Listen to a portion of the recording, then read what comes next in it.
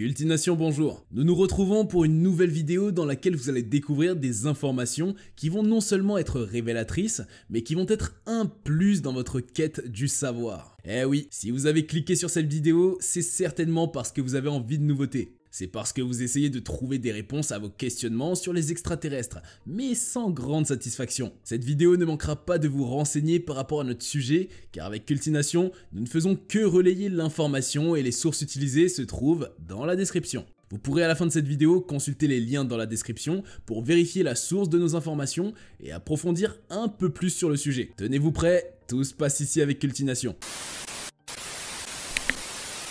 Le général Haïm Eshed. Pour les passionnés de tout ce qui a rapport aux extraterrestres, ce nom n'est peut-être pas étranger, ainsi que pour ceux qui restent aussi à l'écoute des informations et des faits insolites. Ce nom, qui fait notamment son apparition sur la scène à partir de 2020, est celui d'un général israélien, responsable du programme de sécurité spatiale d'Israël de 1981 à 2010, désormais à la retraite. Vous vous demandez bien ce qui l'a rendu célèbre. Eh bien écoutez ceci, nous sommes déjà en contact avec les extraterrestres. Donald Trump est au courant, mais il est encore trop tôt pour l'annoncer. Ce sont en effet les mots de Haïm Eshed qui nous assurent que la rencontre de l'être humain avec ces êtres venus d'ailleurs, que nous ne connaissons pas, est chose faite, et cela depuis un bout de temps. Tout un chacun de nous, nous sommes déjà posé une fois la question de savoir si les extraterrestres existent-ils vraiment. En effet, pour certains, ces déclarations confirment ce qu'ils ont toujours pensé. Et pour d'autres, ces déclarations ne dissipent pas encore complètement leurs doutes sur le sujet. De toute façon, elles font naître d'autres interrogations, comme ce sera certainement le cas à votre niveau après la visualisation de cette vidéo.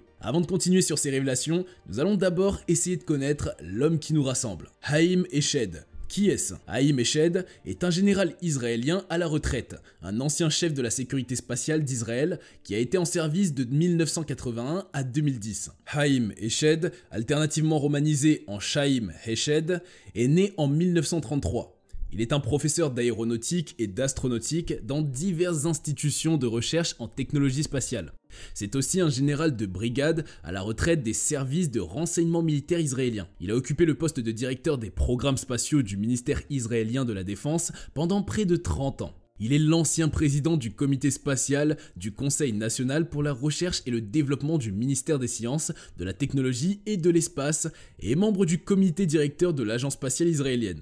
C'est notamment sous son égide qu'a été effectué le lancement de 20 satellites de fabrication israélienne. Il est d'ailleurs cité comme le père du programme spatial israélien. En 1967, Eshed reçoit le grade de chef d'état-major général des forces de défense israéliennes. Tout au long de sa carrière, il a également reçu le prix de la défense israélienne à 3 reprises, mais les raisons en sont restées confidentielles. Il s'agit de la plus haute distinction civile de l'État d'Israël en matière de défense. Eshed a servi au sein de la très secrète unité 81, qui fournissait des solutions technologiques à la direction du renseignement militaire des forces de défense israéliennes. En 2020, il s'est fait remarquer en promouvant une théorie de la conspiration sur les ovnis, selon laquelle les gouvernements du monde travailleraient secrètement avec des extraterrestres. Vous remarquez donc qu'il ne s'agit pas d'un novice ou d'une personne lambda. Il en a fait du chemin le monsieur. Et ce n'est pas fini. En ce qui concerne sa carrière, Eshed est titulaire d'une licence en ingénierie électronique de Technion, d'une maîtrise et d'un doctorat en ingénierie aéronautique. Rappelons que le Technion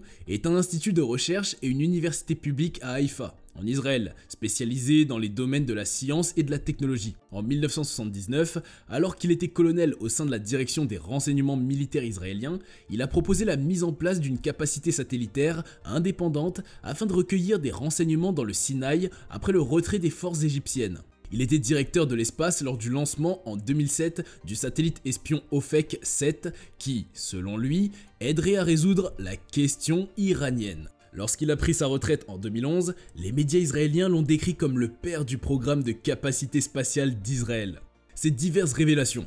Maintenant, nous connaissons un peu plus Haïm Eshed. Revenons maintenant sur cette déclaration. En effet, c'est dans une interview accordée au quotidien israélien Yediot Aharonot que Haïm Eshed, 87 ans au moment de l'interview, a longuement parlé de la vie extraterrestre. Il a notamment évoqué l'existence d'un accord entre le gouvernement américain et une fédération galactique d'extraterrestres. Eh oui, vous avez bien entendu, une fédération galactique. Elle cherche à comprendre la structure de l'univers. Cette coopération inclut apparemment une base souterraine secrète sur Mars. Les extraterrestres sont réels et le président américain Donald Trump est au courant. C'est ce qu'a affirmé Haïm Eshed, l'ancien chef de la sécurité spatiale israélienne, soulignant qu'ils gardent leur existence secrète car l'humanité n'est pas prête pour eux. Donald Trump n'a pas révélé leur existence car la Fédération Galactique a insisté sur le fait que l'humanité n'est pas encore prête.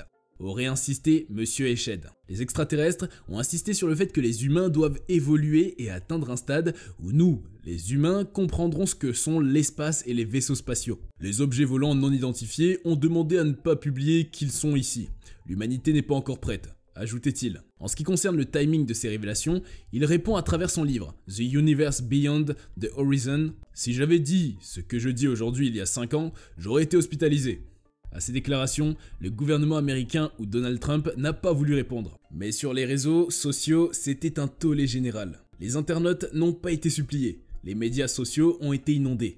On pouvait lire toutes sortes de choses, toutes sortes de commentaires. Certains utilisateurs ont posté des mèmes de pure incrédulité. Un utilisateur a écrit sur Twitter « Comme si 2020 ne pouvait pas être plus bizarre ». L'éminent général et professeur israélien Haïm Eshed affirme que les États-Unis et Israël sont en contact avec des extraterrestres depuis des années. Il faut bien croire qu'à l'époque, cet utilisateur avait de quoi réagir ainsi. On en parle bien de l'année 2020, l'année du confinement total, mais il y a quand même de quoi se questionner. Sommes-nous vraiment seuls dans l'univers ? Nous ne connaissons peut-être pas la réponse à cette question, mais une poignée de personnes aux plus hauts échelons du gouvernement ont commencé à parler publiquement avec un sérieux le sujet des extraterrestres. L'ancien chef américain de la majorité au Sénat, Harry Reid, s'est particulièrement exprimé sur ce sujet. Le gouvernement fédéral, pendant toutes ces années, a couvert des informations importantes sur les ovnis, a mis des plaquettes de frein sur tout. Après les déclarations de Haïm Eshed, au lendemain des déclarations, c'est l'incompréhension totale dans les hautes sphères. Plusieurs se disaient, soit il a perdu la tête, soit il n'a plus rien à perdre. Et c'était plus ou moins le cas. Pour un homme de cette trempe, et vu l'âge qu'il avait, Haïm Eshed n'avait plus rien à perdre. Dans tous les cas, ces déclarations ne sont pas pour déplaire à tout le monde. De nombreux adeptes des théories ufologiques se sont affolés et ont réagi via les réseaux sociaux, que ce soit sur Twitter, sur Facebook et dans les forums. Un utilisateur de Twitter avait en l'occurrence posté « Nous nous préparons pleinement à une réalité extraterrestre qui inclut une fédération galactique. Espérons que les extraterrestres ne nous trouvent pas trop fous. » Un autre affirma « Il ne s'agit pas non plus des mots d'un écrivain geek de sci-fi, mais des affirmations réelles de l'ancien chef de la direction de l'espace du ministère de la Défense israélien, Haïm Eshed, et il semblait avoir beaucoup plus à dire sur les visiteurs extraterrestres imminents. » Pour soutenir leur position, les fanatiques ont essayé de rappeler que le Haïm Eshed est quand même un professeur respecté et général à la retraite, qui a supervisé de nombreux lancements de satellites israéliens dans le cadre de ses fonctions au ministère de la Défense. S'il n'est pas si difficile d'imaginer que les extraterrestres existent en fait, il est probablement plus difficile d'imaginer qu'ils n'existent pas sous une forme ou une autre. L'univers est grand après tout. Par contre, pour certains, il peut juste sembler un peu exagéré d'affirmer, comme le fait Eshed, que le gouvernement américain a signé des accords de coopération qui permettent aux extraterrestres et aux astronautes américains de partager des informations et astuces dans une base souterraine dans les profondeurs de Mars. Imaginez un instant, la une des journaux, les gros titres après l'annonce par Donald Trump de l'existence d'une coopération avec les extraterrestres. Mis à part l'hystérie collective, quelle aurait été votre réaction? Qu'auriez-vous fait ou décidé de faire? Quel sentiment vous animerait? L'importance de cette déclaration. Eshed, qui a dirigé le programme spatial israélien pendant près de 30 ans, est peut-être le plus haut responsable du complexe militaro-industriel, à défendre l'idée que les humains sont en contact avec des extraterrestres. Aux États-Unis, aucun haut responsable n'a déclaré définitivement que les extraterrestres sont parmi nous. Mais John Brennan, qui a dirigé la CIA pendant l'administration Obama, pose des questions pointues. La vie est définie de nombreuses façons différentes, a-t-il déclaré dans une conversation avec l'économiste et podcasteur Tyler Cowen.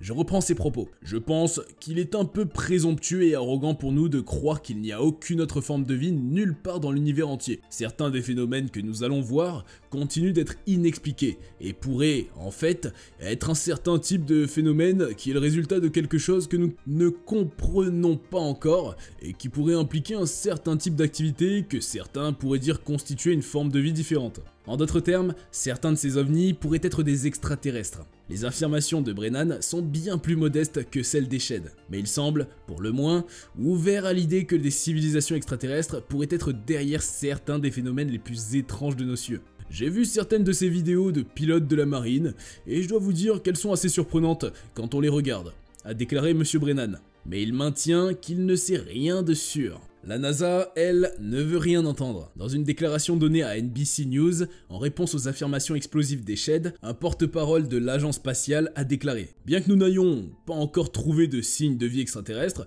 la NASA explore le système solaire et au-delà pour nous aider à répondre à des questions fondamentales, notamment celle de savoir si nous sommes seuls dans l'univers. Faites-en ce que vous voulez. » Naturellement, Donald Trump fait partie de l'histoire des Shed. Trump était, selon l'Israélien, sur le point de révéler l'existence des extraterrestres au grand public, mais a été arrêté par la Fédération Galactique afin de prévenir l'hystérie de masse. Si tel est le cas, nous ne pouvons qu'espérer qu'un jour, Trump lui-même ou un de ses successeurs décide de révéler la vérité. L'existence d'une base secrète souterraine sur Mars. Existe-t-il vraiment une base secrète souterraine sur Mars? Tout porte à croire que non, enfin, sans preuve palpable. Certaines personnes ne sont pas allées de main morte avec l'ex-général israélien. On peut lire dans un article produit et publié sur le site slate.com ceci. C'est ridicule. L'organe neurologique à base de carbone de Haim Eshed est simplement en train de mal fonctionner alors qu'il approche de la fin de son cycle de vie biologique pitoyablement court. Et il n'y a absolument aucune raison de se pencher davantage sur son histoire. Comme ce tabloïd, plusieurs autres personnes pensent pareil. Pour cela, les affirmations des Shed ne tiennent pas debout. Même une espèce qui ne connaît pas l'espace comme nous devrait être en mesure de comprendre que la recherche sur la structure de l'univers peut être menée n'importe où. C'est pourquoi on l'appelle l'univers. Pour le journaliste en chef de Slate.com, ces supposés chercheurs sur la structure de l'univers n'aurait pas besoin de s'intéresser à notre insignifiante petite planète ou à ses abondantes réserves d'azote et de cobalt, et encore moins d'établir des relations diplomatiques avec une espèce inférieure. Quant à la soi-disant Fédération Galactique des Shed, quelle est la probabilité qu'un gouvernement extraterrestre ait une structure que des humains comme nous soient capables de comprendre? Il ne semble tout simplement pas plausible que notre espèce de notre galaxie forme un gouvernement ressemblant si étroitement à celui présenté dans notre bien-aimé programme télévisé Star Trek. L'histoire des Shed présente le genre d'incohérences qui font rire les humains qui l'entendent. Quant à cette supposée base souterraine sur Mars, des journalistes se demandent, comme bien d'autres,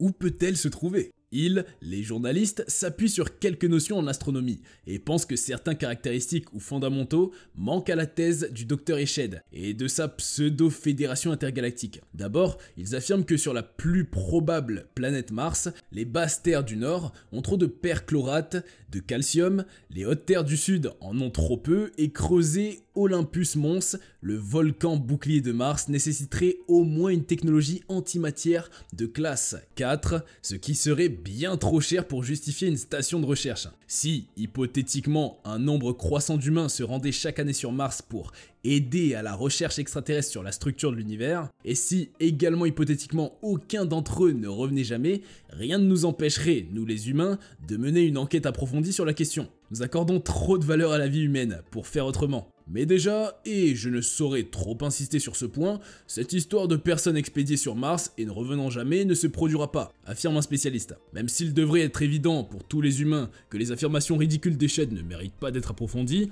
elle nous rappelle que les choses importantes dans nos vies se trouvent tout ici, sur le vaisseau Terre, et non sur une autre planète lointaine, juste assez proche pour être atteinte par des vaisseaux à la vitesse de la lumière, mais avec une excentricité orbitale suffisante pour dissimuler facilement les lancements de cargos interstellaires à nos télescopes terrestres primitifs. En général, sur la question de l'existence des extraterrestres, nous ne sommes pas sortis de l'auberge. Il est important de savoir que par le passé, on a pu recueillir plusieurs témoignages de personnes ayant vu ou eu contact direct avec des ovnis. En France, comme dans plusieurs autres pays, de nombreuses personnes ont possiblement expérimenté la présence de ces êtres encore inconnus de nous, êtres terrestres. Les autorités et les scientifiques s'évertuent à démêler le vrai du faux, c'est-à-dire les plaisantins de ceux qui apportent des faits probants et un peu plus raisonnables. On a par exemple le témoignage de ce monsieur qui, le 3 septembre 1973, va vivre une expérience unique. Alors qu'il rentrait chez lui le soir, il aperçoit une soucoupe volante confortablement installée au-dessus des champs. La gendarmerie, vite arrivée sur les lieux, aurait également observé l'étrange vaisseau. Le témoignage qui semble plus officiel est celui de ce pilote de l'US Air Force qui raconte avoir assisté à une invasion d'extraterrestres, une invasion de soucoupes volantes, Flying Saucers, comme il l'a appelé en anglais. Jusqu'aujourd'hui, des formes étrangères se font remarquer dans des endroits insolites, créant des sensations et sentiments forts chez les personnes dites visitées. Alors, selon vous, pensez-vous que ce qu'a dit le général Haïm Eshed est véridique? Nous attendons vos réponses dans l'espace commentaire. Et surtout, si vous avez reçu la visite ou avez vu une fois un de ces vaisseaux ou corps étrangers, n'hésitez pas à partager votre expérience avec nous. Merci et à bientôt sur Cultination.